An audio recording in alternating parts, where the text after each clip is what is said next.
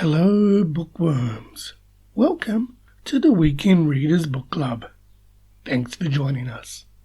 In this episode, we are discussing the 2002 released novel, The Lovely Bones by Alice Sebold. Now, this story is told mainly from the perception of a young girl called Susie Salmon, like the fish.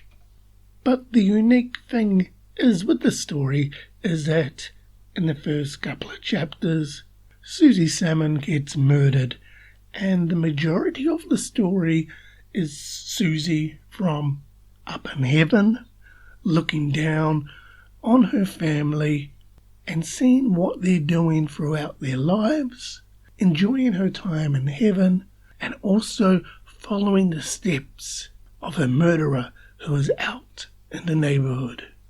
During her time in heaven, looking down upon her family and friends for many years, she sees her dad Jack get consumed with the murder of his daughter and his life slowly untangle and become out of control. She sees her mother unable to deal with the pain and the sorrow of her murder and go off and leave the family. She sees her sister Lindsay grow up, graduate and fall in love.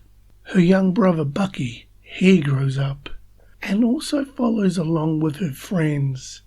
A high school sweetheart named Ray, who she shared her first kiss with, and also another acquaintance / friend Ruth, whom she touched as her spirit left this earth, and she now has a connection to her. And more importantly, she watches over her and sees what the evil man George Harvey is doing, wanting and needing to try and protect any other young girls that fall to his prey. What I really enjoyed about this book is the way in which the story took me on a ride, be it on an emotional ride because of the murder and the story of trying to catch the killer, but also on the emotional ride where the majority of the story is told by Susie's point of view at heaven, looking down. But at any given time, the story can fluctuate between the heaven point of view to the individual's point of view on earth. So you get to actually try and understand what the supporting cast in relation to the mum, the dad, the sister, the brother, or even the friends, or even George Harvey himself, the killer, is going through. So it was very, very well told, and it intertwined really, really well.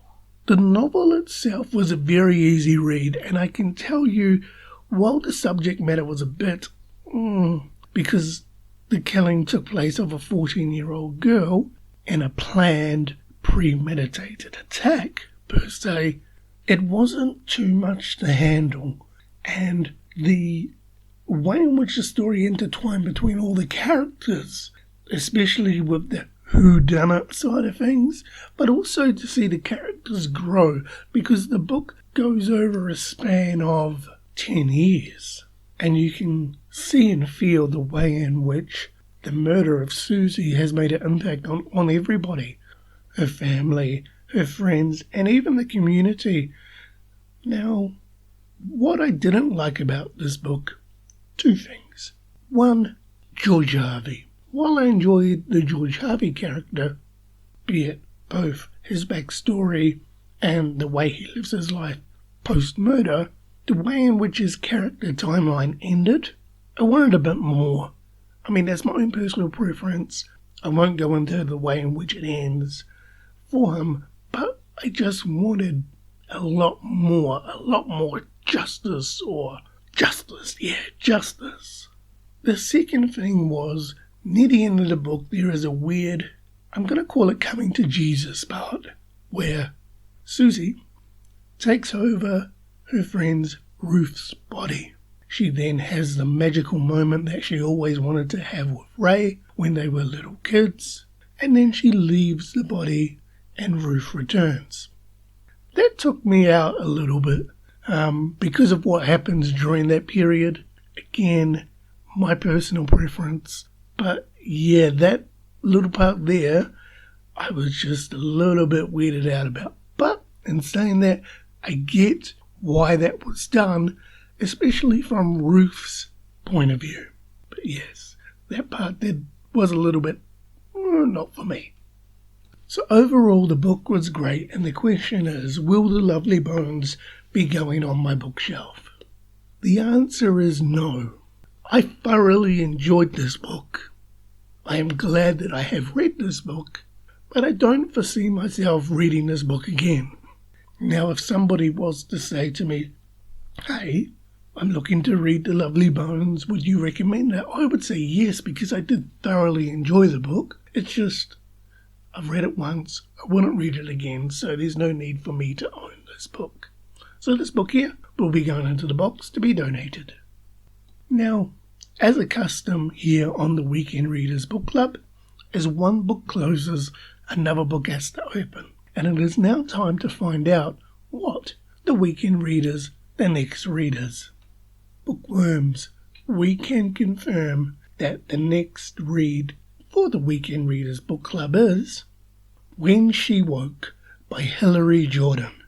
I read the back blurb of this book and I was surprised because of the unique aspect of what was described. So I'm really intrigued to see how this one goes.